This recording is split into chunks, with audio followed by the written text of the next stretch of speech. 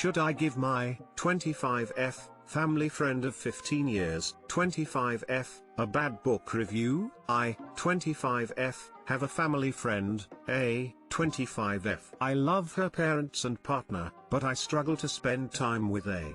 She's narcissistic, arrogant and unstable. Refuses to keep a job, take her medications and go to therapy. Her parents and partner fund her entire life and enable her. She doesn't keep friends for long and she is verbally and emotionally abusive to her parents and partner. But, after all of this, I love her like a just no sister, I support her, but she's toxic and I keep her at a big distance. Likes to write. She mostly writes and posts her poetry, which is not great, but it's her emotional outlet, so fair enough. Recently, A has self-published a book with her parents' funding. I'm proud of her for finishing it, and I bought a copy to support her. She doesn't know I bought a copy. The book is terrible. I'm an avid reader who enjoys the genre, but it's just so badly edited and set out. Worried I was just negatively biased, I gave it to an unrelated friend who enjoys reading. I didn't tell them what I thought of it or that I knew the author. They couldn't even get through 2 chapters because they hated it so much. The book is objectively bad.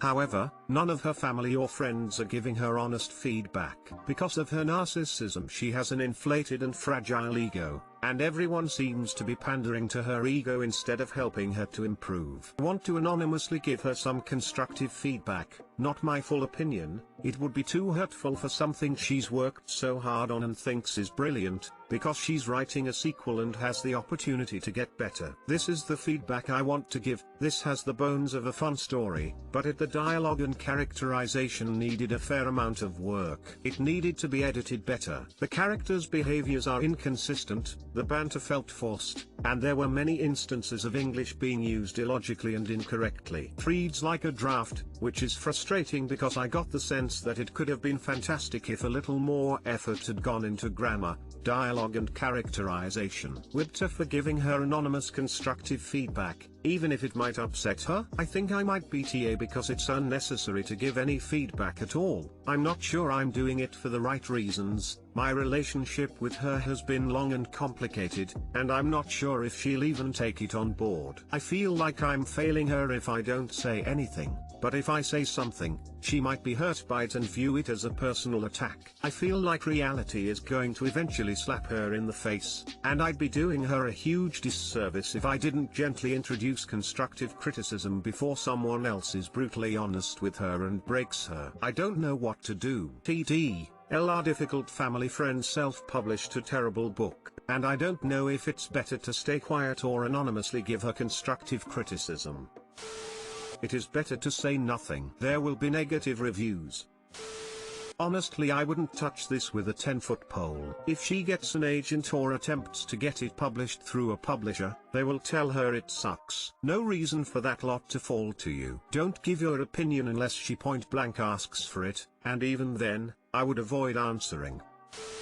I'm not sure you're doing this for the right reasons, either. Yeah, I agree, which is why I think it might be better to bite my tongue. To be 100% honest, I am very, very conflicted over this, because I don't know if I want to do it to help, or to try to puncture her ego. I don't know if I want to do it because it's genuine constructive criticism, or as a form of pettiness that I can morally justify. Could it help her improve? Maybe, and it's a dose of reality, but would I be doing it for the right reasons? Probably not.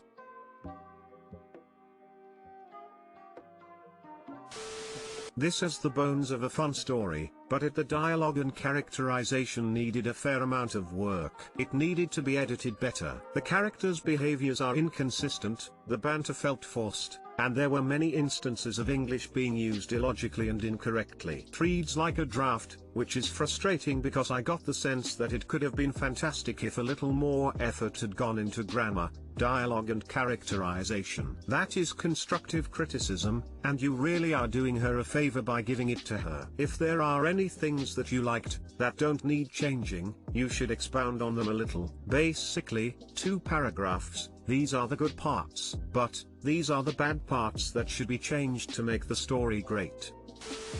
My 23 F parents, 66 M and 58 F, are having another silent streak after another screaming match argument.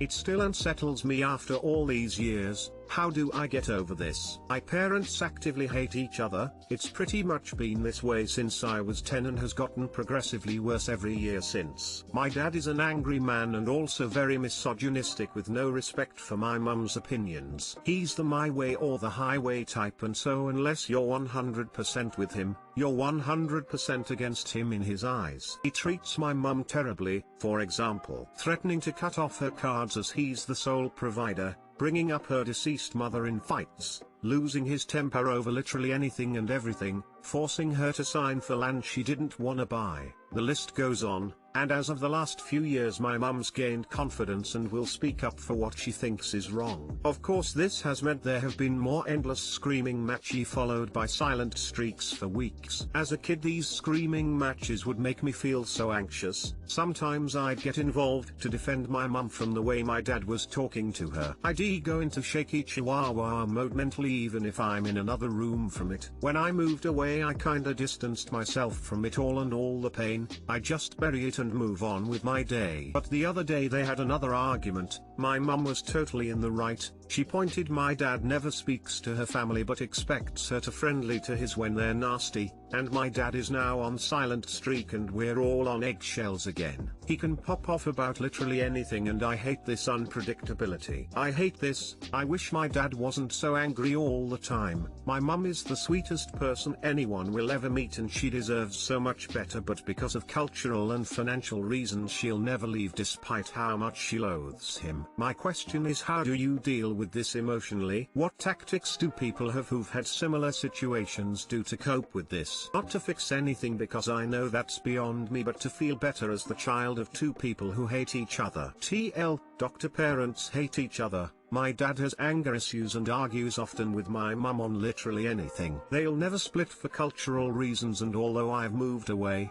when I come home to visit it still makes me anxious being in the middle of their shit. I love my mum a lot and it also hurts to see her being treated so badly. How do you cope emotionally with situations like this as an adult for people who've been through it?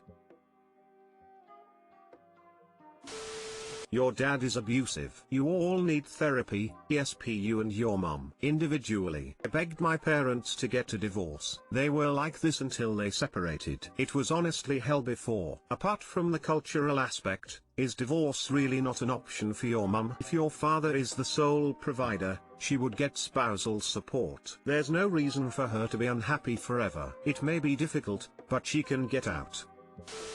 The best choice for you is to move out.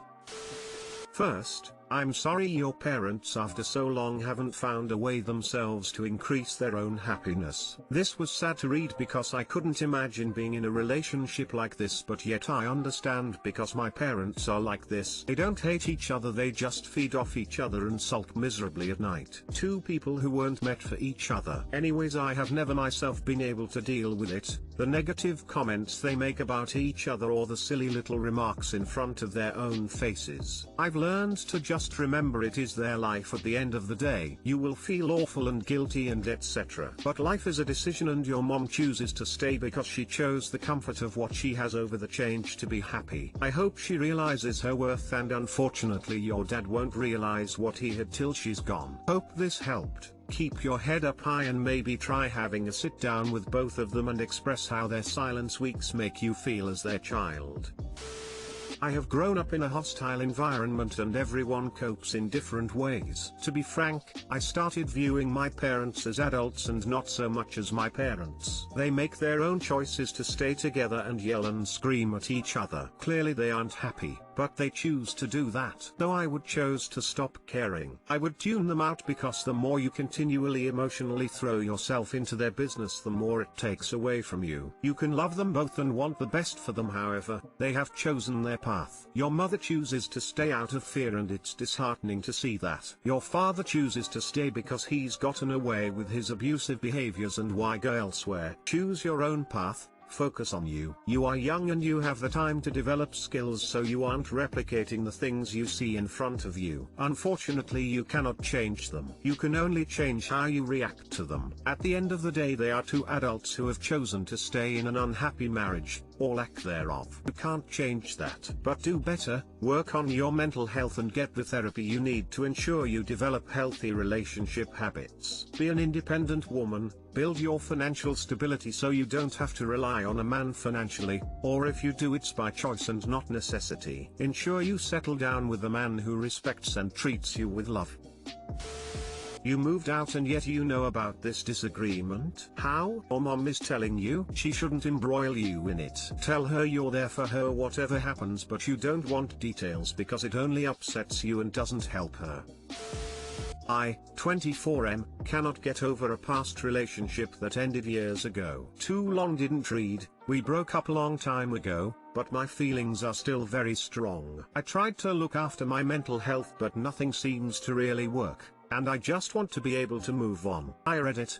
To make it brief, almost 4 years ago I had a breakup from a 3-year relationship. Even though we did not mean it, we hurt each other quite a lot, to the point where she decided to go her own way and cut all form of contact. Back in the day this was pretty devastating, but I tried my best to deal with the situation and fix my person. However, my feelings for her are stuck. Furthermore, this last summer we texted for the first, and only, time since, and even though the conversation went quite fine actually, it felt like she was completely over it. Which would be great. I don't think that either of us deserves to feel the way I do after so much time. However, it got me thinking, and I am worried about my personal well-being. When back in the day all went wrong I decided not to pressure myself into being fine and take all the time that was necessary to heal up.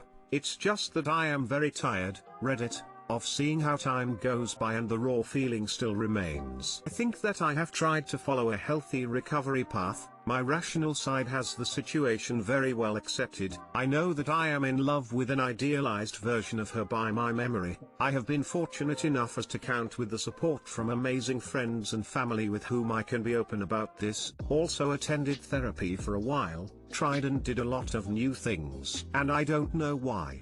Nothing seems to work. It's just exhausting, to always feel like this while knowing that there is no way to get back together. There are ups and downs of course, but not a single day ever passes where I don't think of her. This will sound very memeish, but even in my dreams she shows up very often.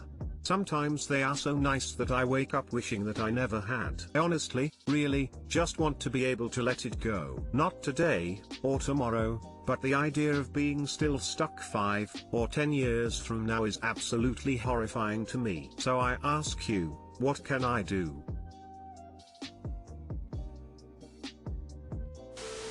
I'm sorry you are in this position. My advice would be to firstly ensure that you have absolutely zero social media connections together. No Facebook, no Instagram, no Twitter, nothing. It is amazing how powerful these connections can be in bringing back memories. Next would be to get out there and be with your friends or family. Spending time with people can have a huge impact on your mental health and assist in moving forward. Don't constantly talk about your ex even when situations lead to it, aka my ex loved this show. Best of luck with everything, mate. These things take time.